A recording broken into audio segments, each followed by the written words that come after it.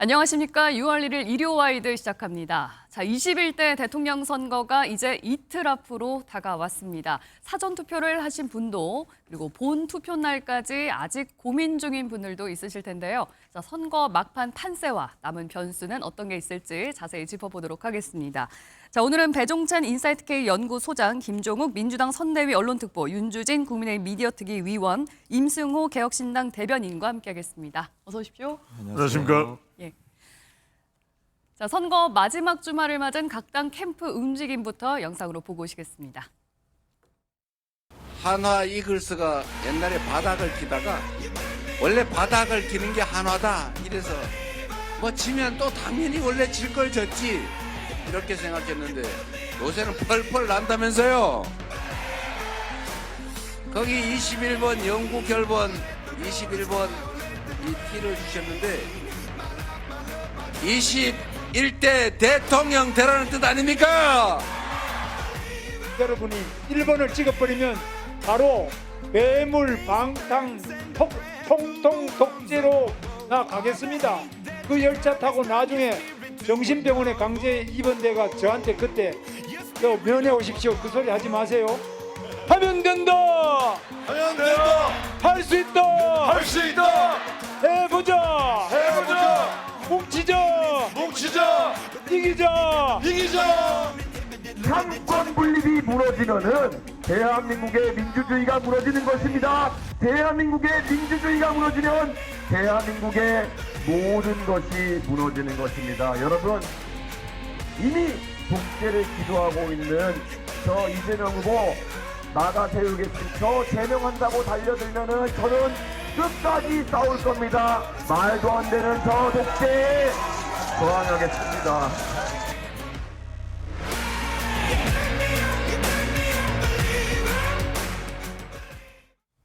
네, 치열한 캠프 움직임부터 보고 오셨습니다. 자, 여기 계신 네 분께서는 혹시 투표하셨나요? 네, 사전 아, 다 사전 투표를 네, 하신 거예요.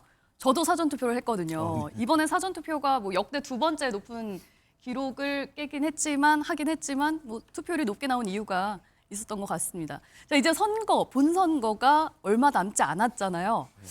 마지막으로 공표된 여론조사상으로는 민주당의 이재명 후보가 좀 큰 격차로 앞서고 있었는데 이제 이변은 없다. 이렇게 보시나요? 뭐 일단 투표함 뚜껑을 까봐야 하는 거기 때문에 네. 끝까지 겸손하게 많은 국민들이 투표에 참여해 주십사라고 하는 호소를 해야 될 거라는 생각이 드는데 예. 이번 선거의 핵심적인 내용이 원래대로라면 2년 후에 3월 9일 날 열려야 될 선거가 네. 6월 3일 날 열리게 된 것은 내란에 의한 대통령 파면 사태이기 때문에 많은 국민들이 이번 선거를 내란에 대한 응징이라고 하는 관점으로 보고 있다는 거 하나하고 예. 민생이 너무 어려운 상황이었어. 네. 민생이 어려워진 이유가 윤석열 정부 3년 동안 경제가 도탄에 빠지고 민생은 더 어려워진 상황이었기 때문에 거기에 대해서도 좀 평가를 할 필요가 있을 것 같다라는 생각이 들고요. 예. 대체적으로 지금까지 역대 선거를 보면 공직선거에 진입했을 때 여론조사로 수렴되는 경우들이 꽤 많이 있습니다. 그리고 그 중간에 큰 변수가 제가 볼 때 있지 않았다고 생각이 들기 때문에 저희들의 바람은 그 정도 상황 자체가 계속 갔으면 좋겠다라는 네. 생각을 가지고 있는데요. 네. 뭐 민심이라고 하는 건 저희가 네. 결정할 수 있는 부분이 아니기 때문에 그때까지 민심의 결정에 겸허하게 네. 따라가고 또 최선을 다해서 선거운동을 진행한다라고 하는 입장을 계속 유지하고 있고요. 예. 다음 주 화요일 날 많이 투표에 나와주셨으면 좋겠습니다. 예, 뭐 겸손해야 된다라고 말씀을 하셨지만 그래도 기대하고 있는 최종 득표율은 있으실 거잖아요. 어느 그거 정도 말씀드려도 되나요? 득표율이니까 괜찮지 않을까요? 뭐 저희는 다른 거 다 뭐 넘어서 과반을 넘었으면 좋겠다. 왜냐하면 과반을 넘는다고 얘기하는 건 국민들의 판단 자체가 정당성을 더 부여줄 수 있다는 느낌이 있고요. 예. 그리고 적어도 내란을 했던 정당이 배출한 대통령, 근데 그 정당이 다시 당선이 된다라고 하는 걸 국민들이 인정할 수 있을까? 그러면 안 되지 않을까 이런 생각이 들어서 예. 과반 이상을 득표했으면 좋겠습니다. 근데 이런 얘기 하는 것도 네. 고개를 너무 쳐드는 거 아니냐는 얘기 듣기 때문에 예. 겸손하게 마지막까지 최선을 열심히 다하겠습니다. 하겠다. 알겠습니다. 윤주진 의원님, 예. 국민의힘에서는 그래도 김문수 후보가 역전을 할 수도 있다. 그 가능성 얼마나 있다고 보십니까? 뭐 가능성을 따지는 것은 저희로서는 무조건 뭐 최선을 다한다 정도의 네. 의미고 끝날 때까지 끝난 것이 아니다. 필승 투표함은 전략이다. 그렇습니다. 예. 마지막 사실은 여론조사 공표 기간 끝자락에 있었던 조사까지를 보면 예. 그 사이 한 열흘 정도를 보면은 상당히 무섭게 이제 김문수 후보가 지지율이 치고 올라왔고요. 보수가 결집하는 양상을 보였었죠. 예. 그래서 이재명 후보와 민주당에서도 어느 정도는 위기의식을 느꼈던 것 같고요. 네. 또 원래는 과반이 나왔던 여론조사 지지율이 40% 중후반대로 떨어지면서 예. 충분히 이번 선거에서도 이변이 가능할 수도 있다라는 관측이 점점 힘을 얻은 것 같습니다. 그런데 이번 이제 마지막에 유시민 작가의 어떤 발언이라든지 설화가 있었고요. 네. 그리고 또 이재명 후보의 가족을 둘러싼 어떤 도덕성 리스크 문제, 예. 선거 후반부에 오히려 이재명 후보에 대한 검증, 민주당에 대한 검증이 조금 더 치열해지면서 국민의힘으로서는 특히 또 이제 개혁신당의 이준석 후보에 대한 사표 방지 심리, 예. 어차피 이제 이준석 후보에게 투표해 봐야 표만 갈라진다라는 그런 또 생각을 하신다면 여기저기 표가 좀 결집해서 김문수 후보가 막판에 네. 추격을 할 수 있지 않을까 하는 기대감을 갖고 있습니다. 네. 개혁신당의 이준석 후보도 여전히 대선 승리를 위해서 지금 끝까지 가고 있는 거잖아요. 예, 임승호 대변인님. 대선에 출마한 모든 후보들은 당연히 승리를 목표로 달려나가는 것이고요. 예. 아까 말씀하신 어떤 그런 추세를 봤을 때 이준석 후보와 이재명 후보의 양자 구도로 펼쳐지는 가능성이 굉장히 높다라고 저희는 판단을 하고 있습니다. 사실 네. 선거 기간이 처음 진행될 때 같은 경우에는 이제 이재명 후보와 김문수 후보의 어떤 다툼이나 그런 것들이 많았는데 선거가 진행될수록 이재명 후보가 이준석 후보를 굉장히 강하게 견제하고 뭐 최근에는 뭐 내란 연합 갈라치기다, 뭐 갈라치기 연합이다 이런 말씀을 쓰시면서 전혀 근거 없이 김문수 후보와의 단일화를 할 것이다라는 어떤 유언비어를 퍼뜨리시던데 이것 자체가 이재명 후보가 이준석 후보를 굉장히 의식하고 있고 본인들이 보고 있는 어떤 지표상으로 이준석 후보가 굉장히 빠르게 올라오는 추세를 확인하고 있을 것이다. 그래서 뭐 여전히 이준석 후보가 3등 후보다라는 평가가 있긴 하지만 네. 사실 그 공표 여론조사 기간 동안 이준석 후보와 이재명 후보의 양자 구도를 봤을 때 이준석 후보가 굉장히 빠르게 치고 올라가는 모습을 보일 수 있었습니다. 그런 네. 측면에서 결국에는 이준석 후보가 이재명 후보를 막을 유일한 대안이라는 것을 보수 유권자들도 판단할 것이고 실제로 이재명 후보를 이전 선거에서 대선과 지선 모두 막아본 경험이 있는 그 대안이 바로 이준석 후보라는 것을 확인하셨을 것 같고요. 예. 그리고 사실 김문수 후보 같은 경우는 여전히 계엄과 탄핵 문제에 있어서 여전히 좀 모호한 태도를 보이고 있고 또 어제 윤석열 대통령의 김문수 후보에 대한 어떤 지원 메시지가 있지 않았습니까? 저는 예. 그래서 이런 것들이 계속해서 김문수 후보의 발목을 잡고 있기 때문에 유권자들도 결국에는 이재명 후보를 막기 위해서는 이준석 후보를 찍어야 한다라는 현명한 판단을 하실 것 같습니다. 예, 개혁신당에서는 지금 이재명 대 이준석 후보 구도로 흘러가고 있다라고 좀 보고 계시군요. 배종찬 소장님, 예, 지금 여론조사 공표 금지 기간이기도 그렇습니다. 하고 네. 그렇지만 지금 그 사이에 또 많은 일들이 있었잖아요. 조사는 계속되고 예, 있죠. 지금 현재 공표를 할 수는 없지만 네. 여론조사상으로는 좀 여러 가지 많은 변화가 일어나고 있다고 봐야 될까요?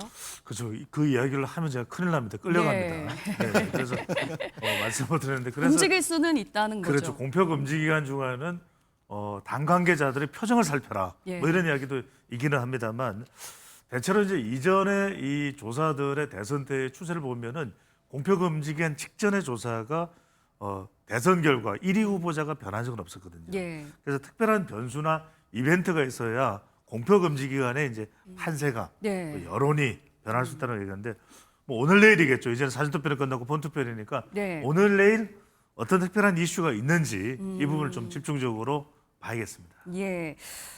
뭐 시간이 이제 얼마 남지 않았지만은 또 각 캠프에서는 기대하는 바가 있을 텐데요. 남은 기간에 어떤 변수가 남아 있을지 좀 하나씩 짚어보도록 하겠습니다.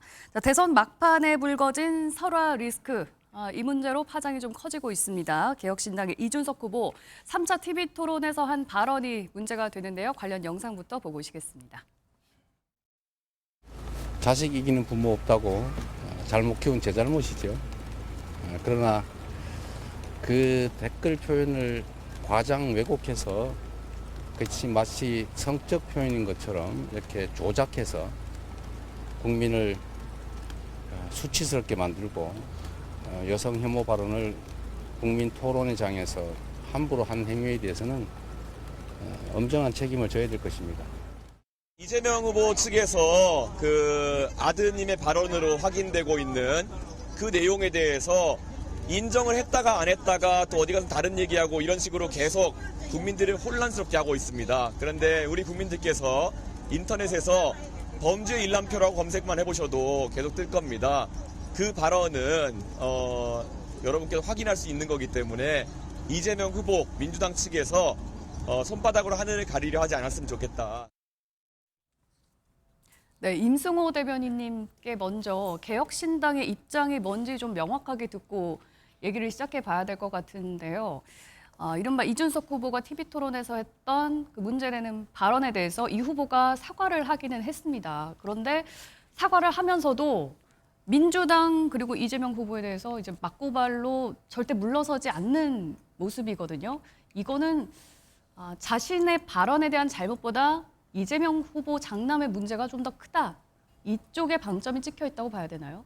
결국에는 그 문제를 분리해서 봐야 되는 겁니다. 두 가지 문제가 있는 것 같아요. 이준석 후보가 그 토론회에서 그 발언을 조금 순화했다라고 표현을 하지만 내보낸 것에 대한 잘못, 비판 이런 것이 있는 것 같고, 그리고 이재명 후보의 아드님 발언이라고 얘기되는 그 발언에 대한 검증과 이재명 후보의 사과, 그 문제가 있는 것 같습니다. 네. 첫 번째 문제에 대해서는 이준석 후보가 지속적으로 사과를 했고, 어제도 당원들에 대한 이메일을 통해서 당원들에게도 사과를 하고, 네. 지속적으로 언론인들의 질문이 있을 때마다 사과를 드리고, 개혁신당 대변인으로서 저도 그 문제에 대해서는 지속적으로 사과를 드려야 한다라고 생각을 합니다. 예. 하지만 문제는 이재명 후보의 아들, 이재명 후보의 가족과 관련된 문제도 검증을 해야 된다라는 거예요. 저는 민주당도 결국에는 그 문제를 왜 그런 방식으로 제기했냐라고 문제를 삼고 있는 거잖아요. 그래서 저도 이준석 후보가 했던 그 방식이 아닌 다른 방식으로 계속 문제 제기를 하는 겁니다. 예. 그래서 이재명 후보도 그 문제에 대해서 다소 뭐 좀 추상적인 표현이긴 하지만 사과를 했습니다.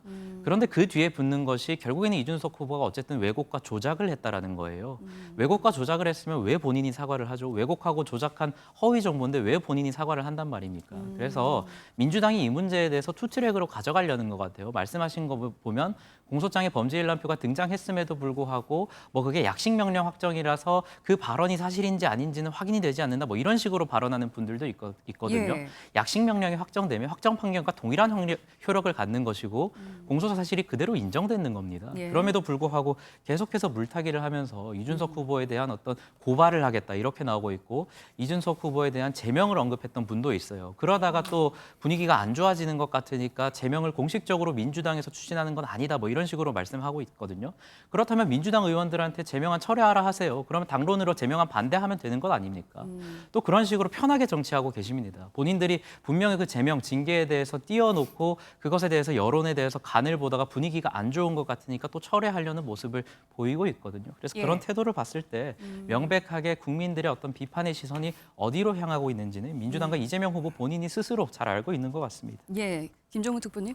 뭐 이준석 후보의 발언이 잘못된 거는 인정을 하지만 이재명 후보 장남도 검증을 해야 된다라는 입장이거든요. 저는 뭐 앞에 부분인데 잘못을 인정하는지는 저 잘 모르겠어요. 제가 볼 때는 이준석 후보의 어떤 사과 태도를 보면 예. 반성한다기보다는 반성을 매개해서 다시 정치적 공격의 수단으로 사용하고 있다는 생각들의 의심을 저버릴 수 없다는 말씀을 드리고, 민주당 이재명 후보가 명확히 얘기했던 건 자식을 잘못 키운 건 제 잘못이다. 이건 처음 아닙니다. 저번 대선에서 이 부분에 대해서 사과를 분명히 드렸고요. 왜냐하면 어떤 형태로든지 벌금형이 나왔기 때문에 그건 예. 잘못한 거죠. 그다음 얘기하는 건 댓글 표현이 과장되고 왜곡됐다. 그리고 마치 성적 표현인 것처럼 조작했다 이렇게 얘기했는데, 예. 그러니까 정확히 이게 어떤 출처인지 말씀을 해달라는 얘기를 드리는 거예요. 이준석 후보가 이 댓글이 명확히 이재명 후보의 아들인지 아닌지에 대해서 명시적으로 얘기하지 않았습니다. 그리고 계속 범죄 일람표만 말씀하시는 건데, 예. 저는 그 댓글 자체의 출처가 그렇지 않다라고 민주당에서 얘기하는 것이고, 그렇다면 이 말처럼 과장 왜곡해서 조작하는 거 아니냐, 그리고 그걸 통해서 이재명 후보를 공격하는 거 아니냐라는 얘기이고, 또 하나는 이 자체가 뭐 우발적으로 나온 게 아니라 예. 대선 TV 토론에서 매우 의도적으로, 왜냐하면 최초의 이 발언에 대한 진위 여부를 예. 이재명 후보에게 물은 게 아니지 않습니까? 예. 권영국 후보에게 물었다라고 하는 건 권영국 후보에게 물음으로써 예. 이재명 후보를 공격하려는 의도였다라고 하면 이 사실들을 다 알았을 거라는 생각이 들고, 그 표현도 이미 본인이 인지했던 내용이고, 인지한 내용들을 대선 TV에서 이렇게 얘기함으로써 국민들이 느끼게 될 여성 혐오 예. 또는 이런 어떤 국민적인 모욕감, 수치심 이런 것들을 뻔히 알면서도 선거에 활용하는 것이 대선 후보로서의 어떤 자질과 네. 관련해서 국민들이 의구심을 가질 수밖에 없다라는 말씀을 드리는 거고요. 이제 이런 방식 자체가 지속적으로 이준석 후보가 과거부터 해왔던 젠더 갈라치기, 세대 갈라치기, 그다음에 사회적 약자나 그다음에 장애인들에 대한 비하 발언, 이걸 통해서 네. 정치를 통합의 정치가 아니라 끊임없이 전쟁과 같은 어떤 서로의 분열의 정치들을 만들어내고 있고 예. 이번에도 그 예외가 아니다라는 측면에서 당연히 이런 발언들을 하게 되면 네. 국회의원으로서 품위를 손상한 발언들을 한 거잖아요. 예. 그럼 국회법에 명시가 돼 있는 내용들입니다. 그럼 이걸 그대로 넘어갑니까? 어느 정당이나 이런 발언을 하게 되면 매번 네. 윤리위에 제소해서 따져야 한다고 말씀하셨어요.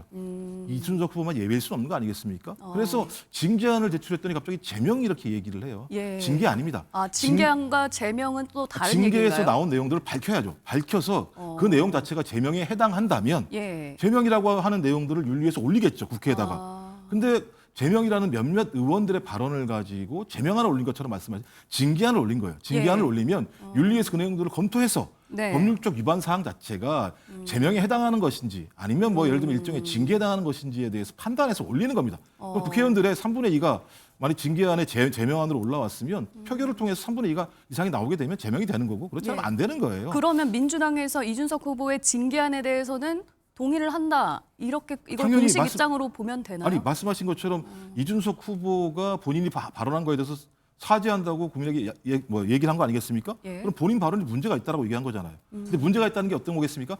대선 후보이기도 합니다만 국회의원으로서 품위를 손상한 부분이 있고 그것들이 법률을 저촉할 수 있으니 예. 윤리위에서 따져보자는 거예요. 그것도 따지지 말자고 하는 것, 또 이렇게 얘기하는 것을 정치보복이라고 얘기한다면 예. 앞으로 어떤 발언을 하더라도 윤리위에서 이런 부분을 판단할 수 없겠죠. 왜? 예. 모든 것들은 다 정치보복이니까 판단해 보면 됩니다. 이 예. 부분은.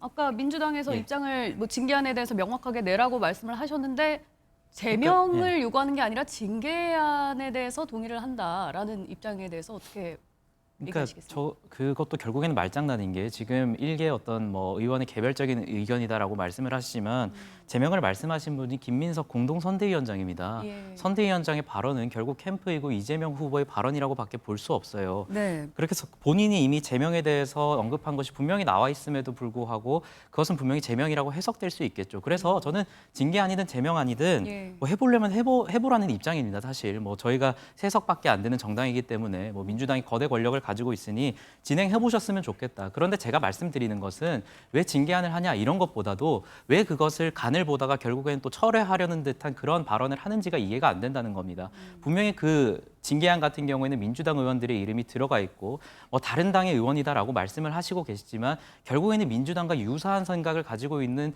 정당들이라고밖에 볼 수 없습니다. 그러한 차원에서 지금 또 뭐 대법관 증언하다가 뭐 문제가 되는 것 같으니 철회하는 그런 모습을 보였던 것과 같이 예. 이 징계안에 대해서도 똑같은 그런 행위를 보여주고 있는 것 같거든요. 예. 그리고 이재명 후보가 뭐 조작해서 국민을 수치스럽게 만들었다. 그 수치스러운 댓글을 쓴 사람이 누구인지 저희는 묻고 있는 겁니다. 그리고 과장하고 왜곡되었다. 계속 표현하고 계신데요. 그 예. 댓글을 뭐 제가 차마 옮길 수는 없지만 발언의 취지를 보면 결국에는 뭐 여성에 대한 표현이 아니라 남성에 대한 표현이다. 뭐 이런 식으로 말장난을 하시던데 그럼 남성에 대해서는 그런 표현을 해도 되는 겁니까? 그리고 그 표현 같은 경우에는 남성에 대한 비하적 표현과 여성에 대한 비하적 표현이 동시에 섞여 있는 그 단어입니다. 이것을 가지고 또 남성에 대한 단어다라고 예. 확정을 지으셔가지고 그것을 마치 조작 네. 왜곡되었다라고 하면서 형사적인 대처를 하겠다라고 하시는데요. 예. 민주당에서 훌륭한 법조인들 제가 많은 걸로 알고 있습니다. 법조인의 관점에서 그것이 과연 정말로 형사법상 조작이고 왜곡이고 허위사실이라고 볼 수 있는지 예. 그 법적 양심에 한번 물어보셨으면 좋겠습니다. 예, 계속 예, 두 공방을 가지 좀 반론을 오가고 드리는 있습니다. 건데 남성 이거 누가 발언했습니까? 그러니까 이준석 후보는 계속 이런 식이에요. 누가 발언한 것처럼 명확히 명시를 해요. 근데 누군지 특정을 하지 않아요. 민주당이 얘기하는 건 그 댓글 자체가 이재명 후보 아들이 아니라고 지금 주장을 하는 거예요. 근데 갑자기 남성, 여성 얘기가 거기서 왜 나옵니까? 그러니까 저번 TV 토론도 마찬가지입니다만 이준석 후보가 본인이 얘기해놓고 본인이 얘기한 걸 가지고 왜 그렇게 얘기하지 않냐고 말씀하시는 건 상식적이지 않다. 이런 말씀을 드리기 때문에 본인이 말씀하셨잖아요. 그 댓글이 이재명 후보 아들의 댓글이라고 거기를 확인할 수 있는 내용들을 먼저 말씀을 하시라고요. 그게 특정이 돼야 저희가 거기에 대해서 비판이든 뭐든 할 수 있는 거고 예. 증거를 갖다 제시할 수 있는 거고 네. 또 하나는 다른 야사당에 대해서 그렇게 폄하하시면 안 되죠. 야사당은 판단 능력이 없습니까? 징계안을 제출할 때 민주당이 이렇게 얘기한다고 야사당이 다 따라옵니까? 전 그런 식의 발상을 하시는 게 되게 문제가 있다라고 말씀드리는 거예요. 민주당에 대한 비판은 제가 달게 받겠습니다. 하지만 그 부분과 야사당이 문제가 있다고 말씀하시는 부분은 그럼 그렇게 저희가 개혁신당에서 문제 제기하면 개혁신당이 가만히 계시겠습니까? 전 그래서 가장 중요한 문제는 이준석 후보께서 말씀하시고 있는 사과와 관련된 부분에 대한 진정성 문제와 네. 본인이 그날 얘기했던 부분에 대한 정확한 특정, 그 특정이 돼야 특정된 내용을 가지고 저희가 그것이 네. 맞는지 안 맞는지 설명할 수 있는데 특정한 내용이 아직까지 안 나오고 있다고 말씀을 드리는 거예요. 다른 게 예. 아니라. 서로 짧게 이제 좀 워낙- 말씀드려야 될 것 네. 같은데요. 야 사당에 대해서 제가 주체성이 없다 이런 발언을 한 적이 없고 유사한 생각을 가지고 있다고 분명히 표현을 해드렸습니다. 그리고 지금 민주당에서 이재명 후보의 아들인 것을 인정하지 않는다라고 말씀하시는데 제가 지속적으로 말씀드리잖아요. 그러면 이재명 후보는 왜 사과합니까? 방금 말씀하신 거지 결국은 이전 대선에도 사과를 했다. 그리고 지금도 사과를 했다. 근데 말씀하신 건 또 이재명 후보의 아들이 댓글을 쓴 건 확인되지 않는다. 예. 그럼 왜 사과를 했는지 저희는 묻고 있는 겁니다. 구분이 마지막으로 구분이 발언 안 한번 되어 있어요? 듣겠습니다. 댓글 문제는 아니라고 말씀드렸잖아요. 근데 아들이 어떤 형태로든지 벌금형을 받았잖아요. 벌금형을 받은 거에 대해서 사과를 드린 거에 대해서 그것도 문제 제기를 하십니까? 그 벌금에 나와 지난번에 있는 됐었고 잠깐 공소장이 제가 결국엔 댓글이 말씀드리니까 포함되어 있습니다. 제가 말씀을 드리니까요. 그러니까 그래서 저번에도 사과를 했고 이번에도 마찬가지로 예. 문제 제기를 하시니 사과를 한 거고 네. 그 내용 중에 이준석 후보가 TV 토론에서 말씀하신 그 댓글이라는 게 어떤 건지 특정해 예. 달라는 거예요. 다른 게 아니라. 공방이 이제 검증 계속 한번 이어지고 보시기 있는데요. 바랍니다. 저희가 좀 정리를 해보면 자꾸 이런 공방이 이제 고발로 이어지고 또 한번 가려보자 이렇게 움직이는 거 아니겠습니까? 윤주진 위원님 네. 서로 내 말이 맞다. 상대가 잘못했다. 네. 이런 식으로 나오는 와중에 국민의힘에서는 지금 이 부분을 어떻게 바라보고 계신지 좀 궁금합니다. 정치 공학적으로 봤을 때는 국민의힘으로서는 이 상황 속에서 상당히 뭐랄까요 지지율을 더 결집시킬 수 있는 기회로 보는 것 같고요. 정말 이 두 정당, 두 후보가 보여주는 이 뭐랄까요 소모적이고 본질적이지 못하고 정말 이 낭비성 이준석 후보도 잘못했고요. 예. 거기에 대응하는 민주당도 잘못했거든요. 이것을 바라보는 국민들은 일단은 첫 번째 이재명 후보의 가족 리스크에 대해서 다시 한번 환기되는 그런 계기임은 분명합니다. 물론 아들의 문제가 곧 아버지의 문제냐라고 했을 수 있겠지만 예. 불법 도박이라고 하는 또 사회적으로 매우 지금 심각한 문제와 함께 결부돼 있기 때문에 네. 이런 부분에 있어서는 사실은 가족이 좀 떳떳하지 못할 경우에는 그 지도자가 올바르게 중립적으로 국정을 다스릴 수 있을 것이냐라고 하는 의구심은 자연스럽게 가질 수 있는 거예요, 예. 국민들이. 그래서 이재명 후보도 고개를 숙인 것이겠죠. 그런데 그렇다고 해서 이 문제 제기를 한 이준석 후보가 올바른 방식으로 네. 과연 신중하게 했는 것인가. 사실 그 당시 대선 토론에서 그 발언은 정말로 사실은 입에 담기 어려운 아이들에게 오히려 시청을 권유하는 것입니다. 보통 부모들이 자녀에게 너희들도 나중에 유권자가 될 수 있으니 예. 될 것이니 이렇게 TV 토론을 보면서 누가 우리 국민들의 대표자가 될 수 있는지 한번 너희들도 한번 보렴. 네. 그런 프로그램이에요. 근데 거기에 나와서 정말 혐오스럽고 수치스러운 표현을 쓴 점. 저는 예. 이런 점을 봤을 때는 이준석 후보의 문제 제기도 문제고 예. 또 그 문제가 되는 이재명 후보도 문제고 둘 다 잘못했다. 그렇다면 국민의힘을 조금 더 다시 한번 바라볼 수 있는 그런 정치적 계기가 되지 않을까 생각을 하고요. 예. 지금 이준석 후보랑 이재명 후보는 이걸 서로 즐기고 있어요. 제가 봤을 때. 아, 즐기고 예, 있다고요? 서로 때리고 있으면서 이 각을 그런 식으로 대립각을 만드는 거예요. 아. 특히 이준석 후보 같은 경우는 제명안 나오니까요. 예. 상당히 무슨 뭐 마치 본인이 민주화 운동이라도 한 것처럼 그렇게 이야기를 하는 거예요. 예, 그런 것이 아니잖아요. 지금 이 본질은. 예. 예, 조금 좀 표현이 그렇습니다만 네. 정말 한심하다 이런 생각이 듭니다. 예. 배종찬 소장님. 예, 예. 저희가 마지막 여론조사에는 사실 이 TV 토론 발언 논란이 반영이 되진 않았었죠. 그래서 이제 이 흐름이 어떻게 흘러갈까 이게 굉장히 궁금한데 유권자 표심에는 과연 본투표에서 어떤 영향을 미칠지 말씀을 하신 것처럼 둘 다 잘못했으니 김문수 후보가 대안이 될 수 있을지 어떻게 보십니까? 그러니까요. 이게 뭐 알 수가 없습니다. 여론조사 공표검증 기간이기 때문에. 예. 그렇지만 단이라도 거의 물 건너가고 있는 상황에서 그래도 남아있는 영향을 줄 수 있는 그런 변수라고 봐야 되겠죠. 이 이른바 설화죠. 그래서 예. 이제 3쿠션 지지율 변화 아니냐 이런 해석도 나옵니다. 그러니까 이준석 후보가 여성 신체 표현을 한 거니까 타격을 받을 것이고 네. 2030 여성이나 또 주부층 또 40대 좀 영향을 받을 테고 네. 이재명 후보는 여기다가 또 이따가 좀 이야기하실 거지만 유시민 작가의 또 발언이 있잖아요. 아. 그러다 보니까 또 엎친 데 덮친 격처럼 예. 아들 검증 이 부분이 이제 중도 또 여성 40대 블루칼라 이러면서 이제 김문수 후보가 어부지리로 네. 또 여성과 주부층 블루칼라 좀 일부가 흡수될 거 아니냐 예. 이런 기대감은 있는데 확인할 길은 없는 거죠. 아, 이게 네거티브가 이제 선거 막판으로 치달으면서 굉장히 격화되고 있잖아요. 더 격화될 거예요. 또 한쪽에서는 어느 정도 검증은 필요하다 이런 주장도 있고요. 예. 어디까지 네거티브고 어디까지 검증이고 유권자들은 어떻게 바라봐야 됩니까? 알 수가 없어요. 그러니까 이제 검증 없이 또 여론조사로 확인 없이 투표고 또 개표까지 가버리는 것이거든요. 네. 본투표까지. 예. 그래서 오늘 내일 제가 예상컨대는 오늘 저녁과 내일 네거티브가 쏟아질 거예요. 왜 쏟아지느냐? 네. 이건 왜냐하면은 확인할 길이 없기 때문에. 그리고 남아있는 가능성은 김문수 후보도 그렇고 이준석 후보도 그렇고 이미 이제 사전투표가 끝난 민주당으로서는 그래도 사전투표가 끝났기 때문에 조금 한숨 돌릴 가능성도 있습니다. 예. 물론 완전히는 아니겠지만 네. 그러다 보니까 오늘 저녁과 내일 네. 다량의 이 유언비어가 뭐 문자가 됐든 어떤 형태로 됐든 쏟아질 가능성이 매우 높을 것으로 봐야 되겠죠. 네거티브가 많아지면 또 정치 혐오도 올라가고 투표장에 안 나가고 이렇게 이어지는 건 아닌가 또 그렇습니다. 생각이 드네요. 골치 아프게 됩니다. 예. 말씀하신 것처럼 정치권에서 있었던 설화 리스크는 진보 진영에서도 나왔습니다. 유시민 전 노무현재단 이사장이 김문수 후보의 아내 설란영 씨에 대해서 했던 발언이 문제가 되는데요. 관련 영상 보시고 얘기 이어가겠습니다. 설란영 씨가 생각하기에는 나하고는 균형이 안 맞을 정도로 대단한 사람이에요. 원래부터. 그런 남자와의 혼인을 통해서 내가 조금 더 고양되었고 원래 본인이 감당할 수 없는 자리에 온 거예요. 이 설란영 씨의 인생에서는 거기 갈 수 없는 자리예요.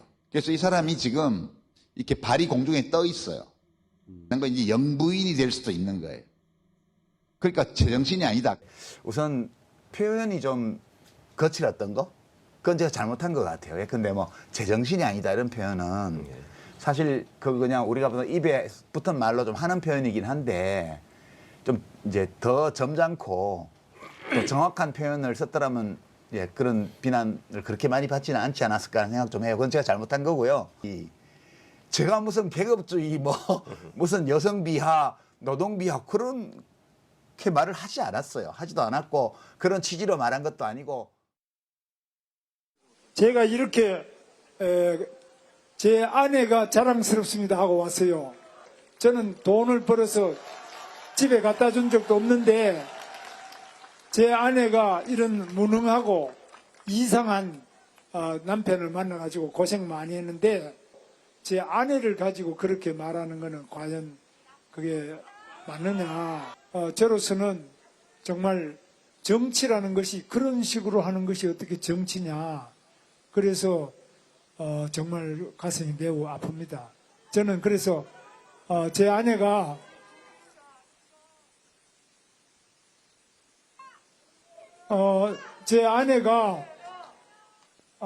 저 때문에 또 상처를 받는 거 이런 걸 저는 원하지 않습니다.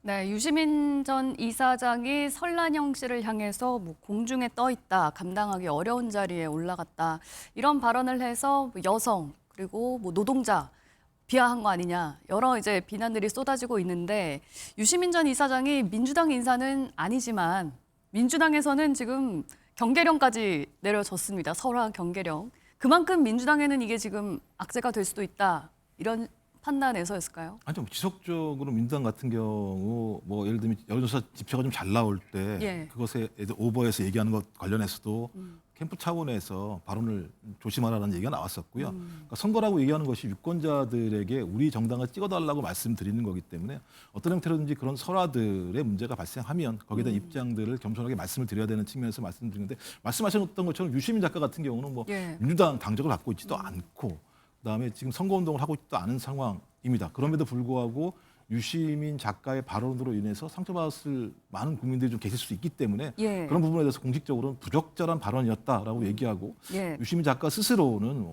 원래 젊은 시절부터 같이 운동을 하면서 잘 알았던 사이였고 잘 알았던 부부였기 때문에 예.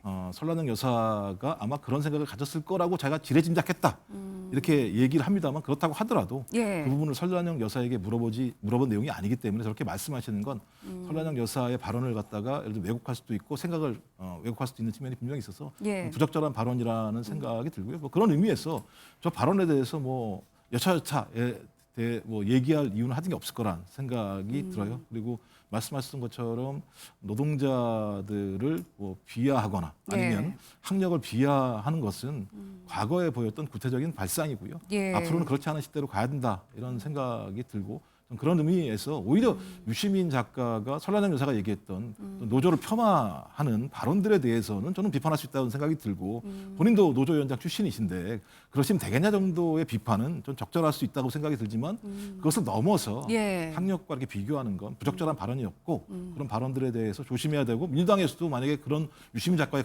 관계 때문에 그런 부분들에 대해서 좀 옹호하려고 하는 발언들에 대해서 예. 그렇게 하지 말아야 된다라고 하는 캠프 내 나름대로의 공감대를 말씀하신 거라고 생각합니다. 예, 어쨌든 유시민 전 이사장의 발언은 굉장히 부적절했다. 이런 입장이신데 윤주진 의원님, 유시민 전 이사장도 나름의 이제 해명을 했습니다. 그 발언의 취지에 대해서 설명을 좀 했는데 뭐 학력이나 여성 노동계를 비하하려는 목적은 아니었고 최근에 설란영 여사의 여러 행보를 보다 보니 어느 정도 이해가 되더라. 왜 이해가 되냐면 하면서 설명을 하려던 게 이렇게 나왔다는 거예요.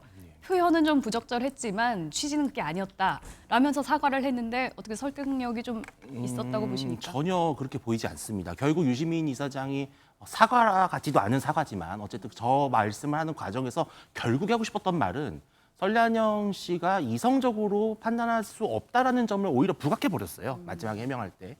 그러니까 유시민 씨는 전형적인 학력비와 여성비를 한 겁니다. 그러니까 뭐냐 하면은 그 자리에 갈 수 없었던 사람이 엘리트 출신의 대학생 노동자를 만나서 영부인이 될 수도 있다라는 본인에게 과분한 꿈을 꾸고 있다라는 식의 발언은 아주 분명하게 드러났어요. 네. 그래서 유시민 씨의 발언은 매우 부적절했고 이것은 대한민국 여성, 특히 정말 그 배우자로서 아내인 여러 여성들에게 모욕감을 준 발언이죠. 예. 근데 저는 유시민 씨와 민주당은 결코 뗄래야 뗄 수 없는 정치적 동반자적 관계입니다. 유시민 씨는 과거 노무현 정부 참여정부에서 매우 각광받던 스타 장관이었고요. 이후에도 계속해서 민주 진보 진영이라고 하는 하나의 큰 세력 안에서 네. 오피니언 리더로서 역할을 충분히 아주 활발하게 해왔거든요. 유시민 씨의 발언을 듣고 많은 국민들은 이것은 어떻게 보면 민주당 범진보 세력의 어떤 발상으로까지 확대 해석을 하고 있는 거예요. 예. 자, 그렇다면은 민주당은 조금 더 빨리 겸허하게 사과를 했었어야 되는 건데 처음에는 뭔가 제3자의 별개의 발언인 것처럼 거리를 두고 그냥 전반적으로 신중하게 좀 발언하자 이런 식으로 덮고 가려고 했던 거예요. 근데 그렇지만 이게 일파만파 확산이 되니까 부랴부랴 나중에서야 결국은 뭐 사과 같은 그런 입장을 표한 것인데 근데 저는 이재명 후보가 이런 말을 했어요. 뭐냐면은 국민들께서 용서하지 않을까 생각한다 이런 예. 말씀하셨다는데 아니 이재명 후보가 어떤 근거로 어떤 권한으로 국민이 용서할지 말지를 감히 단정할 수 있겠습니까? 그냥 겸허하게 국민들께 죄송하다. 내가 들어도 부적절했다 이렇게 말씀하시면 되는데 예. 또 국민이 용서하지 않을까 이런 식으로 한다는 건 좀 안일하게 접근하는 것 같아서 네. 상당히 좀 아쉬움이 있습니다. 예. 그러면은 이 사안에 대해서 김문수 후보에 대한 전략을 한번 좀 더 여쭤볼게요. 예. 뭐 이제 김대중 전 대통령, 노무현 전 대통령도 다 상고 출신이다. 라면서 이제 아까 화면에서 보셨습니다만 이제 아내가 뭐 자랑스럽다 이런 이제 표시가 적힌 티셔츠를 입으면서 이제 선거 유세에 나오고 있잖아요. 이 사안을 어느 정도 좀 득점할 수 있는 기회로 삼겠다. 이런 전략으로 봐도 됩니까? 뭐 전략이라기보다도 사실 언론 입장에서는 당연히 이번 유시민 씨의 발언에 대한 김문수 후보의 입장, 또 설란영 씨의 입장을 궁금해하지 않겠습니까? 예. 아마 그 입장을 밝히지 않을 수가 없는 국면이었다고 생각을 하고요. 저렇게 티셔츠를 입은 것은 김문수 후보는 그동안 선거운동 기간 내내 아주 지속적으로 아내에 대한 존경심, 고마움, 과거에 본인이 감옥까지 갔을 때 있었던 그런 아내에 대한 미안함, 예. 이러한 것들을 밝혀왔거든요. 그럼에도 불구하고 유시민 씨가 그런 발언을 했기 때문에 네. 한 번 정도는 유시민 씨와 김문수 후보가 갖고 있는 아내에 대한 생각, 마음을 확실하게 하는 건 전 좋다고 생각을 합니다. 그런데 이것을 또 너무 정치적으로 이용하는 것처럼 보이는 것은 오히려 국민들에게 거부감을 줄 수 있는 것 같아요. 예. 그래서 저는 뭐 오늘부터 내일까지는 아마 이 문제는 이미 국민들이 알만한 분들은 다 아시는 문제가 됐습니다. 예. 또 스스로 자가 발전을 해가 나갈 겁니다. 그렇다면 김문수 후보는 좀 다른 측면에서 지지층을 결집할 수 있는 그런 선거 캠페인에 조금 더 집중하지 않을까 그렇게 전망하고 있습니다. 데이터 분석처럼 짧게만 말씀드리면 네네. 이게 본선거일 아직 본투표가 남았거든요. 예. 본투표에 투표하는 여성들의 숫자가 적지 않아요. 결국 영향을 미친다면 여성이나 또 블루칼라 또 중도라고 볼 수가 있기 때문에 민주당과 이재명 후보가 좀 더 저는 적극적인 대응을 할 필요가 있을 것이다. 선거 전략적 차원에서. 왜냐하면 우리가 이 사과와 관련해서 최고 전문가가 이제 치알디니라는 전문가가 있는데 예. 사과의 심리학에서 보면 네. 군더더기 없는 사과가 필요하거든요. 예. 그러니까 지금 이게 내재적 접근이라는 이런 시도를 하면서 유시민 작가가 또 빅스피커입니다. 예. 참변으로 보면 민주당이나 또 이재명 후보로 봐서는 그렇기 때문에 이게 영향을 미칠 수도 있다라는 것이죠. 그렇다면 이럴 때 오히려 이런 부분에 대해서 중도, 여성, 또 블루칼라, 주부청 이재명 후보의 부담이 될 수 있기 때문에 그러니까 사과라는 게 이런 거예요. 예. 가령 차윤아 앵커한테 사과할 때는 미안해, 잘못했어 이러면 되는데 네. 뭔가 수식어를 달면 안 돼요. 아, 그냥- 깔끔하고 그냥 명확하게 해야 미안해, 된다. 예. 잘못해서 천배 만배 사죄해 예. 이러면 끝날 일을 네. 군더더기를 붙이는 순간 일파만파, 10만파 이렇게 확대가 되는 것이거든요. 예. 그래서 이런 부분에 대해서는 한 번 더 민주당과 이재명 후보가 경계할 필요가 있을 것으로 보입니다. 그러면 그 말씀은 지금 이번 이슈가 자칫하면 이재명 후보에게 굉장히 위협적인 사안이 될 수도 있다라는 뜻인가요? 간과돼서는 안 되죠. 왜냐하면 지금 다른 이슈가 없는데 공표검지 직전의 조사에서 앞서가던 이재명 후보거든요. 남아있다면 이 부분인데 지금 김문수 후보가 눈물까지 보이고 있는 상황이기 때문에 예. 우리가 과거에 물론 대선 선거 과정은 아닙니다만 당내 경선에서 노무현 후보가 바로 아내와 관련된 이슈가 크게 또 부각됐지 않습니까? 네. 그러니까 이런 부분은 쉽게 생각해서는 안 될 것 같아요. 선거 캠프에서는. 예. 개혁신당 임승훈 대변인님은 이번 사안 어떻게 보십니까? 뭐 결국에는 유시민 작가가 저는 참 대단한 사람이다라는 생각이 듭니다. 아, 아까 어떤 자료 의미죠? 화면을 통해서 비하 발언을 하는 게 한 3문장, 2문장 정도였는데 그 2문장 사이에 계급 비하, 여성 비하, 학력 비하를 동시에 하셨어요. 참 대단하신 분이다 이런 생각이 들고 예. 또 이재명 후보가 국민들이 용서할 거다. 저는 이게 또 이재명 후보가 국민들에 대한 내재적 접근법을 하시는 것 같아요. 본인이 무슨 권한으로 국민들의 그 심정을 판단하고 국민들의 어떤 용서할 것이라는 판단을 하시는 것이죠. 이준석 후보가 이전 문제에 대해서 지속적으로 사과를 했을 때 이재명 후보와 그리고 민주당 측에서는 그게 진정한 사과냐, 사과 같지 않은 사과다라고 계속 비난을 하셨어요. 근데 유시민 작가에 대해서는 한없이 너그러워집니다. 유시민 작가는 또 당원은 아니다 이런 식으로 하면서 꼬리 자르기를 하시던데 결국엔 참 유시민 작가 들으시면 참 서운하실 것 같다라는 생각이 들고 예. 유시민 작가가 저 해명 발언을 한 그 밑에 자료 화면을 보면 사람 사는 세상 노무현 재단이라는 유튜브 채널에 하셨어요. 참 이게 저는 현대사의 비극이라고 봅니다. 노무현 재단, 노무현 정신이 결국엔 무엇입니까? 계급주의 타파, 학벌주의 타파의 상징인 그런 유튜브, 그런 노무현 정신을 자랑하는 그런 유튜브에 나가셔가지고 계급 비하, 여성 비하, 학력 비하 이런 것을 계속해서 하고 계시거든요. 예. 유권자분들께서 결국에는 판단하실 것 같습니다. 저는 이재명 후보처럼 국민들에 대한 내재적 접근법을 하지 않겠습니다. 국민들이 저런 어떤 노무현 정신을 강조하는 유튜브에 나가서 다시 한번 네. 사과를 빙자한 2차 가해를 하시는 모습을 직접 목도하시면서 과연 유시민 작가 그리고 이재명 후보 민주당의 어떤 위선적인 태도를 다시 한번 확인하셨다 이렇게 평가하겠습니다.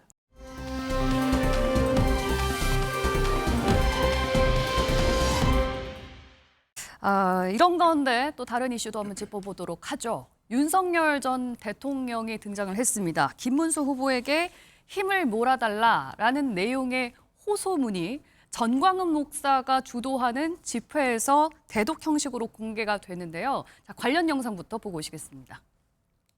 윤석열 대통령께서 드디어 강남은 애국 국민들께 메시지를 전해왔습니다. 여러분도 아시고 느끼시겠지만 지금 이 나라는 절체절명의 위기에 처해 있습니다. 이 나라의 자유민주주의를 지키고 나라를 정상화시키기 위해서 오는 6월 3일 반드시 투표장에 가셔서 김문수 후보에게 힘을 몰아주시기를 호소드립니다.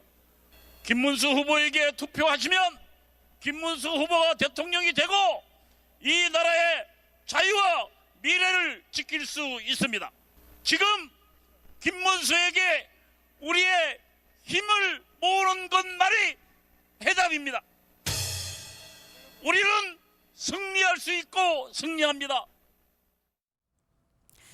예, 대선을 사흘 앞둔 어제 있었던 일입니다. 윤석열 전 대통령이 대독 형식으로 김문수 후보의 지지를 선언했는데요. 시기, 장소, 형식 모두 좀 많은 의문을 낳고 있습니다. 극우 인사인 전광훈 목사가 주도한 집회에서 윤석열 전 대통령은 왜 이런 방식으로 지지를 선언했을까? 윤주진 의원님, 국민의힘에서는 굉장히 날선 반응 나오고 있는데 어떻게 보셨습니까? 정말 섭섭하죠. 이렇게 지금 이번 선거가 치러지는 이유 자체가 윤석열 전 대통령의 비상계엄이라고 하는 희대의 역사적 오판으로 인해서 촉발된 선거인 만큼 실은 이 프레임 전쟁을 극복하기가 어렵습니다. 즉 네. 이번 선거에서 김문수 후보가 당선이 될 가능성을 높이는 유일한 방법은 윤석열 전 대통령에 대한 기억을 최대한 없애는 겁니다. 새로 미래를 바라보도록 만들어야 되거든요, 국민들께서. 근데 지금 이렇게 윤석열 전 대통령이 이렇게 나오면 나올수록 네. 특히 중도층은 국민의힘에게 표를 주려다가도 윤석열 대통령이 떠오르는 순간 이게 어려워지는 것이거든요. 이게 정말 국민의힘으로서는 정말 난감합니다. 그럼 정말 윤석열 전 대통령은 지금 국민의힘 도와주려고 한 거 아니에요? 본인의 의도는 그렇겠죠. 근데 도움이 안 된다. 뭐 정말 의도적으로 고의적으로 국민의힘에 골탕을 먹이고 싶어서 저러시는 건 아니겠죠. 예. 다만 지금 현재 윤 전 대통령은 비상계엄으로 이미 판단력이 상당히 지금 뭔가 위축돼 있다는 것을 우리가 확인을 했잖아요. 네. 그렇다면 지금 윤 대통령이 하고 있는 것은 결국은 국민의힘에게 부담만 지우는 것이고 결과적으로 본인에게 화살이 오는 겁니다. 네. 왜냐하면 국민의힘이 이번 선거에서 고전을 하고 만약에 정말 큰 표차로 만약에 진다면 네. 그다음에 그 다음 순서는 뭐가 되겠습니까? 윤석열 전 대통령에 대한 어마어마한 수사와 뭐 적폐청산을 빙자한 그런 일들이 벌어지지 않을까요? 예. 그렇기 때문에 윤 전 대통령께서 제발 합리적으로 판단하셨을 때 예. 정말 우리 김용태 비대위원장이 말한 것처럼 얼씬도 하지 않았으면 좋겠다. 국민의힘 근처가 아니라 예. 이 정치권, 대한민국 정치판에서 네. 완전히 좀 사라졌으면 좋겠다라는 것이 국민의힘에 어떻게 보면은 내심 드리고 싶은 말씀일 거라고 저는 생각을 합니다. 예. 김문수 후보를 도와달라고 했는데 국민의힘에서는 얼씬도 하지 말라. 이런 식으로 좀 극구 손사래를 치고 있는 상황인데 윤석열 대통령이 왜 극우 인사인 정광훈 목사의 집회에서 그것도 대독 형식으로 지지 선언을 했을까? SNS도 아니고 언론을 통해서도 아니고 정광훈 목사의 집회. 이 이유는 어디에 있다고 보십니까? 그래서 뭐 저희들의 어떤 지속적인 우려이기도 합니다. 이런 얘기를 하면 이제 국민의힘에 나온 패널분들이 매우 화를 내시던데 예. 이번 선거는 대선 같지가 않다. 오히려 대선 이후에 당권 선거 같다라는 얘기를 하는 거죠. 각종 경선 패배 후보들의 이후의 행태들을 보거나 또 말씀하신 것처럼 파면당한 전직 대통령의 계속적인 개입들을 봤을 때 이번 선거의 승리보다는 어떤 대선 이후에 보수 지형의 재편 과정에서 자기들의 지분이나 합종연합 과정에서 우위를 차지하려고 하는 것이 아닌가라는 의구심을 가질 수밖에 없다는 부분들이 저런 걸로 확인되는 것 같은데요. 더 근본적인 문제는 김문수 후보가 명확한 입장을 정확히 국민에게 밝히셔야 되는 겁니다. 명확한 입장. 그렇죠. 그러니까 내란 문제와 관련해서도 마찬가지인데요. 김문수 후보가 국민의힘의 대선 후보가 됐던 가장 중요한 이유 중에 하나는 뭐냐면 본회의장에서 모든 국무위원들은 위헌위법적인 비상계엄에 대해서 다 국민에게 사과했음에도 불구하고 예. 유일하게 김문수 후보만 꼿꼿하게 자리에 앉아서 사과하지 않았습니다. 그것을 기원해서 부각이 됐었고요. 그 이후에 끊임없이 윤석열 전 대통령과의 거리를 두라라고 하는 요구에도 불구하고 아니 전직 대통령이 산책도 할 수 있고 영화도 볼 수 있고 이런 얘기를 하면서 진짜 예를 들면 윤석열 전 대통령과 차이를 두려고 하는 거야? 이런 것에 대한 의구심이 계속 많은 상황에서 저런 발언들이 나오니까 예. 곧 김문수 후보는 곧 윤석열 전 대통령이다라고 하는 국민적 의구심이 분명히 있는 거죠.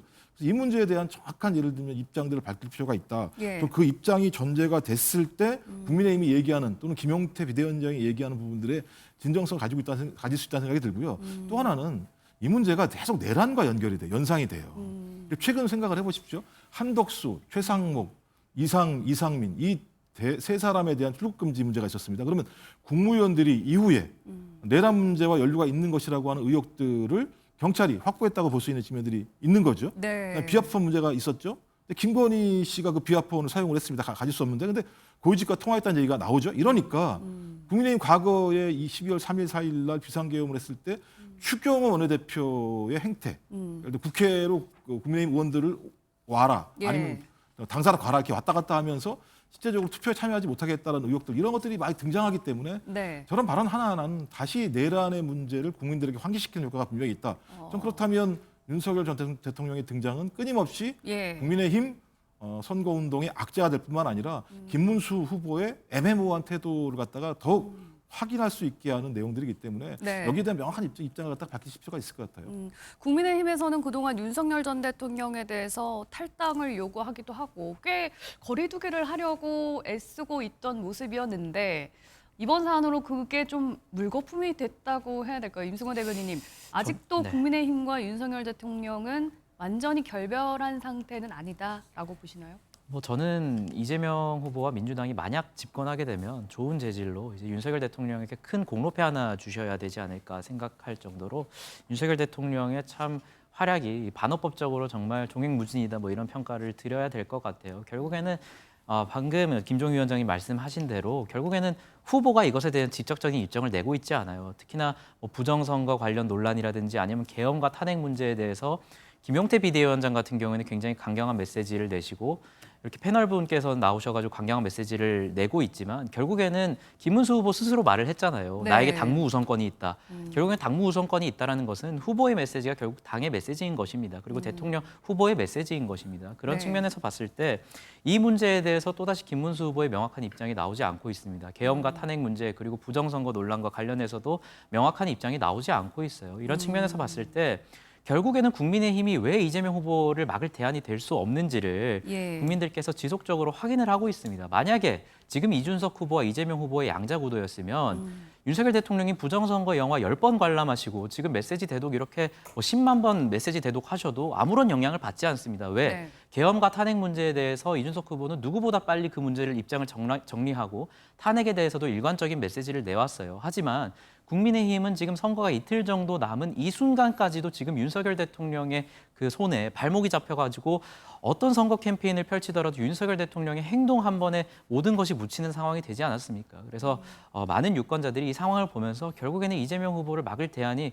김문수 후보와 국민의힘은 될 수 없구나를 판단하시는 장면 중에 하나가 또 펼쳐졌다 이렇게 평가할 수밖에 없습니다. 예, 배종찬 소장님은 어떻게 네. 생각하시는지 궁금한 게 윤석열 전 대통령이 왜 이렇게까지 김문수 후보를 도와주려고 나섰을까라는 점과 이 부분이 진짜 김문수 후보 캠프에게 도움이 될 거라고 보시는지요? 그렇게 이제 윤석열 전 대통령은 생각을 하고 있는 거죠. 어. 그러니까 적극적으로 나서서 발언을 하면은 예. 분명히 이것은 김문수 후보에게 도움이 될 것이다. 진짜 순수하게 이렇게 도와주려고 그렇죠. 했다. 윤석열 전 대통령은 판단하고 있는 것이죠. 네. 그러다 보니까 김문수 후보는 또 국민의힘 측에서는 이러지도 못하고 저러지도 못하는 난감하네하는 상황이 돼버리는 거죠. 그러니까 이재명 후보가 한 유튜브 방송 나가서 한 발언 그대로예요.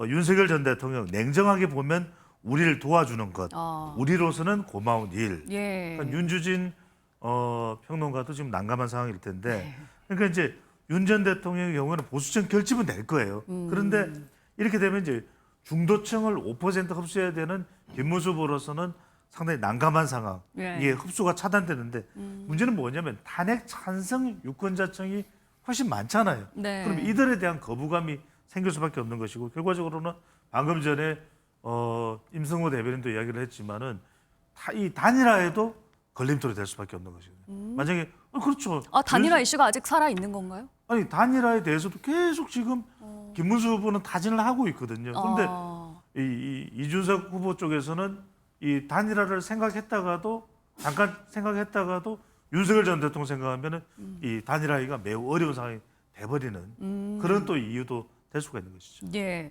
단일화 이슈에 대해서는 뭐 아직 살아 있다고 봐야 할지 아직 완전히 끝났다고 봐야 할지 뭐 끝까지 가봐야지 또 알 수 있는 부분이긴 할 것 같은데요. 그런가 하면 또 선거의 여왕이라고 불리는 박근혜 전 대통령도 오랜만에 모습을 드러냈습니다. 관련 영상 먼저 보고 오시죠.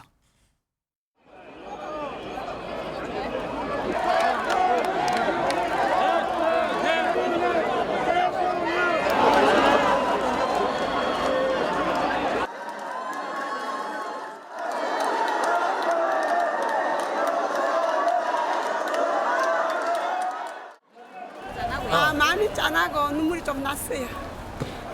내가 오늘 생각 안 하려고 했는데 다시 생겼다. 며칠 전에 그 김문수 후보께서 동성로에 이제 유세하실 때 거기 많은 분들이 좀 저를 한번 보고 싶다 그런 말씀을 이제 하셨다고 듣고서 제가 이제 가슴이 뭉클해가지고 내가 진작 가서 뵈야 되는데 이렇게 됐구나 하고서는 오늘 이렇게 오게 됐습니다.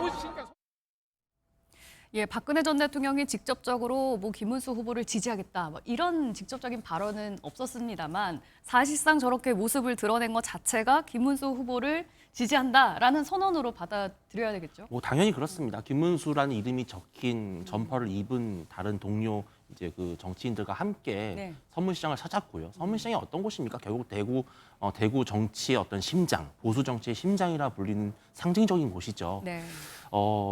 지금 국민의힘은 정말 단 한 명의 지지자라도 투표장에 나오게 하는 것이 절체절명의 과제입니다. 그러니까 이번 조기 대선이 아까도 말씀하신 것과 같이 윤석열 대통령의 계엄이라고 하는 이것에서 촉발된 조기 대선이라는 점에서는 이 보수 유권자들은 특히 단일화마저 무산된 상황에서는 내가 투표해봐야 크게 도움이 되지 않을 것이다라고 하는 낙심이 있을 겁니다. 네. 낙담하는 마음들이 계실 수 있는데 그렇지 않고 한 명이 2명의 손을 잡고 오고 네. 2명이 5명의 손을 잡고 투표장에 왔을 때 우리가 정말 기적적으로 변화를 반전을 기대할 수 있다라는 그런 용기를 줘야 됩니다. 네. 그런 용기를 줄 수 있는 메시지로서는 사실은 그 메신저로서 박근혜 전 대통령만큼 이런 파격적이고 강력한 힘을 가진 스피커가 없는 것이죠. 여전히 저렇게 구름대처럼 국민들을 함께 다닐 수 있는 대한민국의 몇 안 되는 정치인이에요. 예. 저는 박근혜 전 대통령께서 나서주는 게 너무 고마운 입장이고 이것은 뭐 보수 유권자의 마음을 움직이는 네. 마지막 필승의 카드가 될 수 있다고 생각을 합니다. 김종욱 특보님. 여기에 대해서 이재명 후보는 꽤나 믿지 못하겠다라는 반응을 좀 내놨거든요. 믿지 못하겠다는 게 박근혜 전 대통령이 오랜만에 저 대구시장에 나타났다는 걸 믿지 못하겠다는 건지 아니면 김문수 후보를 지지하는 것 자체를 믿지 못하겠다는 건지 어떤 의미입니까? 두 개 다 믿지 못하겠다고 얘기하는 거라 생각이 들고요. 그러니까 뭐 윤석열 전 대통령이 사면 복권을 했기 때문에 박근혜 전 대통령이 선거운동 하시는 건 아무런 전 문제가 없다고 생각을 합니다만 전직 대통령이 저런 행태의 행동 양식으로 선거운동을 한 사례가 거의 없죠. 근데 문제는 지금 선거가 어떻게 이루어졌습니까? 탄핵당했고 파면당해서 그것 때문에 조기 대선이 벌어진 거 아니겠습니까? 근데 박근혜 전 대통령이 어땠습니까? 탄핵당했고 파면되신 대통령 아니겠습니까? 사면복권 됐다고 하더라도. 근데 이 상황에서 갑작스럽게 김문수 후보라고 하는 특정한 후보를 위해서 저렇게 서문시장까지 나가서 행동을 하실 필요가 있을 것인가? 저것이 국민통합에 도움이 될 것인가라고 하는 판단 하나 하고 본인 스스로가 저게 나간다고 얘기하는 건 자신의 파면 자체가 부당하다고 생각하시는 건가? 어찌 보면 지금 선거도 마찬가지입니다만 파면당한, 그러니까 그 정당에서 배출한 대통령이 파면을 당한 것 때문에 벌어진 선거기 때문에 이렇게 말씀을 드리는 것이고요. 네. 근데 현실적으로 보면 지난 사전 투표에서 TK 대구 같은 경우가 지난 대선에 비해서 8% 정도가 좀 감소했고 그다음에 경북 지역이 9% 정도가 감소했기 때문에 대구 경북 지역이 좀 보수적인 유권자분들이 많이 계시니까 그분들을 어떤 선거장에 나올 수 있도록 하기 위해서 국민의힘이 굉장히 예를 들면 여러 가지 방식으로 요청을 했다는 생각이 드는데요. 네. 저는 그렇게 요청한 것도 타당한지에 대한 고민들이 분명히 있고 그다음에 박근혜 전 대통령이 저런 모습을 보일 때 저런 부분들이 국민통합이나 또는 파면당한 전직 대통령으로서 좋은 모습으로 비칠까라는 부분과 관련해서 예. 이재명 후보가 그게 사실인가요, 진짜? 라고 물어보지 않았을까라는 생각이 들고요. 네. 그러니까 전직 대통령의 행동은 매우 무거워야 되고 국민들을 분열시키거나 갈라낼 수 있는 방법으로 가면 안 된다는 저는 그렇게 생각을 합니다. 예. 그런데 김종욱 평론가가 어떻게 평가를 하시든 간에 현실적으로서는 이재명 후보 화들짝 놀랄 수밖에 없을 것 같아요. 왜냐하면은 동진 전략을 계속 써왔거든요. 이번에는 TK 좀 득표를 올리자 했는데 그건 박근혜 전 대통령이 나서지 않을 때를 가정한 것이거든요. 근데 두 가지. 하나는 박근혜 전 대통령이 나서면 이게 TK의 또 지지율이 김문수 후보 쪽으로 또 올라갈 수도 있어요.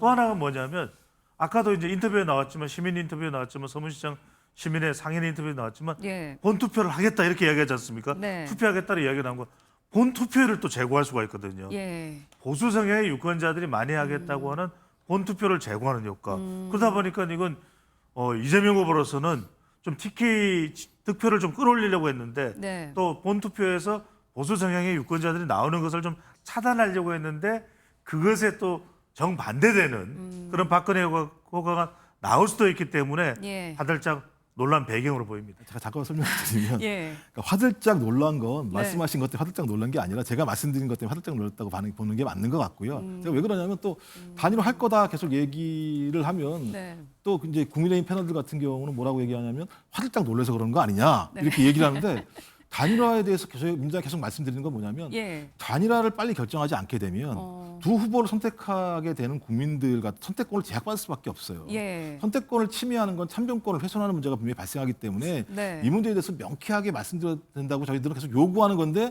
제가 이렇게 말씀을 드리면 그게 아니라 네. 단일화되면 뭐 효과가 커가지고 활짝 놀란 게 아닙니까? 라거나 네. 박근혜 전 대통령이 서문시장에 등장하게 되면 투표율이 저기 하고 뭉치니까 활짝 놀란 게 아닙니까라고 말씀드리는 게 아니에요. 예. 민주주의 원칙에 어긋나지 않는 부분이 있기 때문에 거기에 대해서 비판적으로 말씀을 드리는 겁니다. 네, 계속 민주당에서는 단일화에 대해서 입장을 명확하게 좀 내라 얘기를 하는데 개혁신당은 여전히 단일화는 없다라는 거죠. 생각이 바뀔 수도 있는 겁니까?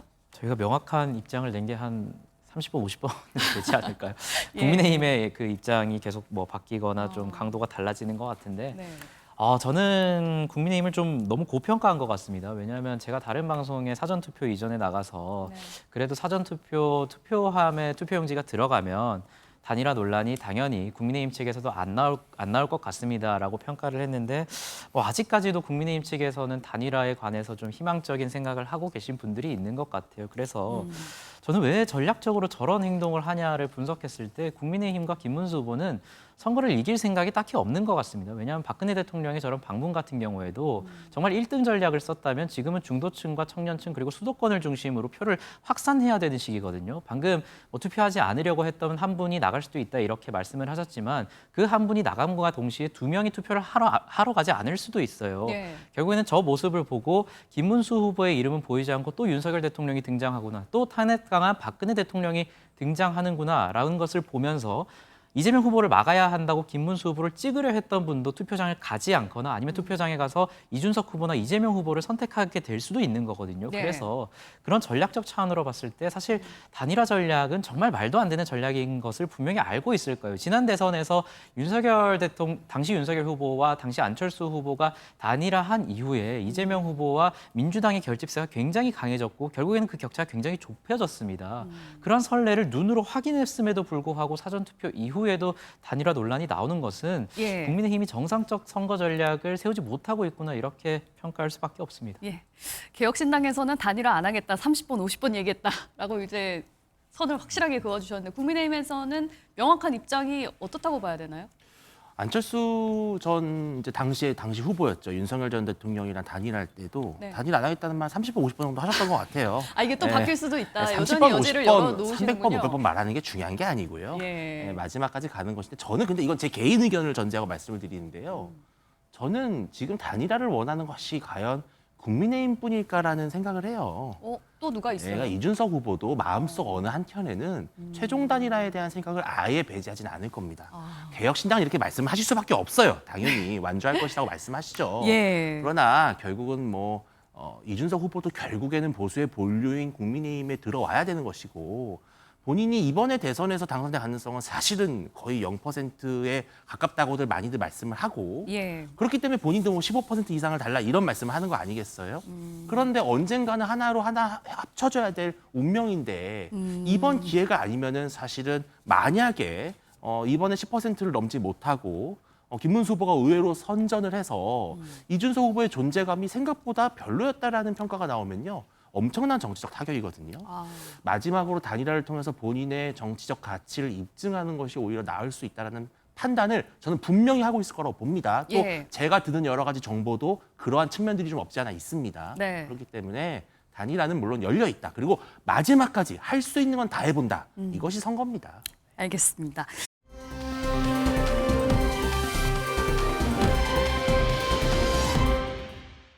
자, 이런 가운데 또 다른 이슈가 불거졌습니다. 이번 선거에서도 또 댓글 부대 논란이 또다시 제기가 된 건데요. 자, 어떤 내용인지 한번 관련 영상부터 보고 오실까요? 또 심각한 일이 벌어지고 있습니다. 이박스쿨이라고 들어보셨어요? 그 댓글 불법으로 달아가지고 국민 여론을 조작하고 선거 결과를 뒤집어 보겠다고 하는 그 리는 리승만 첫 글자 아닐까요? 박정희의 첫 글자 아닐까 하는 합리적인 추론을 해봤습니다. 국민의힘과 관련성이 매우 높다는 거 아닙니까? 나라가 뒤집어질 그런 중범죄 행위가 나올 것 같습니다. 이거 국정원이 하던 거 아닙니까? 지금이 어느 시대인데 이거 반란행위 아닙니까? 마지막 잔뿌리까지 다 찾아내서 엄정하게 책임을 반드시 물어야 되겠죠. 지금 리박스쿨 댓글 문제가 주체가 뭐가 잘못됐다는 것인지, 어떤 방법으로 어떤 잘못된 방법을 썼다는 것인지, 어떤 내용에 포함되어 있다는 것인지에 대한 어떤 주장도 없이 국민의힘이나 김문수 후보를 연결시키려고 하는 그 자체가 저는 매우 불순하다고 생각합니다. 물론 그 전제 관여돼 있지도 않습니다만은 댓글로 말하면 이재명 후보만 하겠습니까? 그리고 또 한 가지 더 나아가서 국민의힘이나 김문수 후보가 마치 연관돼 있는 것처럼 주장하는 것에 대해서 매우 유감스럽게 생각합니다. 예, 아직도 댓글 부대가 있는 건지 임승호 대변인님 무슨 내용인지 먼저 설명부터 좀 부탁드리겠습니다. 예, 뭐 한 언론사 보도를 통해서 좀 드러난 부분인데요. 예. 결국에는 뭐 말씀하신 이재명 후보의 언급이 있었던 것처럼 이승만 대통령이나 박정희 대통령의 어떤 지지 단체로 추정되는 그 단체에서 이제 자손군 댓글로 나라를 구하는 자유손가락 군대라는 댓글 조작팀을 만들어서 예. 여론 조작에 나섰다는 취지의 보도를 했습니다. 사실 저번 19대 대선이었나요? 드루킹 사태와 관련해서 좀 국민들에게 충격을 주었던 사건이 있는데 예. 그러한 사건이 있은 지 얼마 되지 않아서 또 이런 논란이 있어서 국민들도 좀 주시를 하고 있는 것 같습니다. 결국에는 그 단체가 이재명 후보뿐만 아니라 이준석 후보에 대한 비방 댓글까지 좀 조직적으로 작성을 했다. 예. 이런 의혹이 나오고 있고 해당 보도 매체 측에서는 이제 국민의힘 일부 의원이 이것을 주최했고 뭐 격려 발언까지 했다라는 것을 문제 삼으면서 예. 결국에는 이 단체의 어떤 조직적 활동과 국민의힘이 연관되어 있는 것이 아니냐 예. 뭐 이런 비판을 하고 있는 것인데요. 다만 이제 국민의힘과 연관성에 관해서는 뭐 의원이 주최를 했고 격려 발언을 했다는 것이 그 활동에 대한 격려 발언인지에 대해서는 아직 확인되지 않은 부분이어서 뭐 이 예. 부분에 대해서는 국민의힘과 민주당이 좀 진실 공방을 하면서 향후 사실관계를 좀 지켜봐야 될 것 같습니다. 예, 잘 정리를 해주셨는데요. 그러니까 얘기를 들어보면 한 언론 매체의 보도가 이제 시작이었습니다. 어떤 특정 단체가 댓글 조작팀을 운영을 해서 여론을 조작했다라는 의혹을 제기를 했고 민주당에서는 지금 이게 국민의힘도 어느 정도 연관돼 있는 거 아니냐라고 의혹을 제기했고 국민의힘은 전혀 상관이 없다 이렇게 선을 그었거든요. 이 부분에 대해서 양 당의 입장을 좀 들어봐야 될 것 같습니다. 뭐 일단 뭐 상황과 관련해서는 예. 한 언론이 거기 잠입을 했었고 잠입을 해서 종로에 있는 어떤 특정한 장소인데요. 거기서 댓글로 공작을 하더라 예. 그런 얘기를 했었고 댓글 공작 내용은 이재명 그다음에 이준석 후보에 대해서는 나쁜 어떤 이미지를 그다음에 김문수 후보는 뭐 좋은 이미지를 만들기 위해서 댓글 조작을 진행을 했다라고 얘기하는데 그 관련해서 그것을 한 단체가 리박스쿨인 것 같다. 근데 리박스쿨이 민간인들을 동원하는 과정에서 늘봄 교실에 늘봄 교사 자격증을 주겠다라고 하는 내용을 가지고 민간 단체에 있는 사람들을 감시단으로 모집을 해서 모집한 분들이 여기서 댓글 공작을 한 것 같다. 근데 예. 이 방식이 과거 2012년도 소위 박근혜 정부 당시인가요? 그때 국정원 댓글 사건을 가지고 와서 국정원 직원들이 댓글로 공작을 했던 사건들을 예. 거의 유사한 방식으로 민간 단체가 대체하고 있는 것 같다라는 네. 주장을 하고 있는 것이고 이게 국민의힘과 연관이 돼 있다는 어느 정도 근거가 있다는 말씀이세요? 예, 그 내부에서 그런 내용들 가지고 있고요. 그다음에 예. 리박스쿨 같은 경우가 이 일을 주도했다고 생각을 하는데 이 리박스쿨의 협력 어떤 기관으로서 김문수 TV가 있어요. 네. 그러니까 이런 여러 가지의 정황들을 봤을 때 예. 왜 이 특정한 집단들이 하필이면 예. 특정한 후보에게는 우호적으로 그리고 나머지 두 후보에게는 네. 매우 예를 들면 안 좋은 방식의 댓글을 달게 했을 것인가라고 예. 하는 부분과 관련해서 김문수 후보와의 관계가 있을 거라는 판단을 하고 있는 겁니다. 예, 윤주진 의원님. 네, 너무나 근거 없는 비방이자 억측이죠. 왜냐하면 그렇게 따지면은 문자폭탄 돌리고 댓글 다는 개딸들도 전부 다 그러면 댓글 부대고 공작팀입니까? 그게 아니라 시민들이 자발적으로 했고 거기서 시민들이 자발적으로 자신들이 지지하는 후보를 지지하고 비판하는 후보에 대해서는 비판하는 예. 이것이 어떻게 댓글 공작입니까? 다만 여기서 만약에 예. 지난번 드루킹처럼 매크로와 같은 그런 불법적인 어떤 수단을 활용했는지 예. 아니라면 공적 기관이 직접 주관해서 나서서 예. 혈세를 투입해가지고 그 댓글 부대를 운용했는지 이러한 것에 대한 근거를 가져오셔야 돼요. 근데 그런 것에 대해서는 전혀 증거가 없는 상황에서 단지 모여서 댓글을 달았다는 이유만으로 공작이다. 예. 이건 결국은 이재명 후보가 만약에 집권하게 되면 보수를 괴멸시키겠다는 하나의 신호탄에 불과합니다. 예. 이것이 바로 국민의힘이 우려하는 독재, 총통 정치의 민낯이다 이렇게 보입니다. 예, 아니요. 배종찬 이게 선거법에 따르면요. 특정 사무실에서 특정 후보를 지지하는 행위를 하게 되면 선거법에 걸리는 거예요. 이게 무슨 예를 들면 아무런 법률적 근거도 없이 말씀하신다고 얘기하는 건 예. 사실을 호도한다라는 사실관계에 대한 정확한 확인을 해드리려고 하는 겁니다. 예, 혹시 반박하시겠습니까?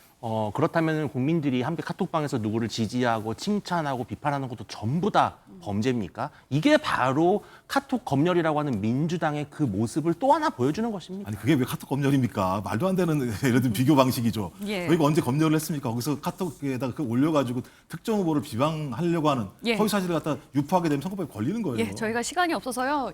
의견은 여기까지 좀 들어봐야 될 것 같습니다.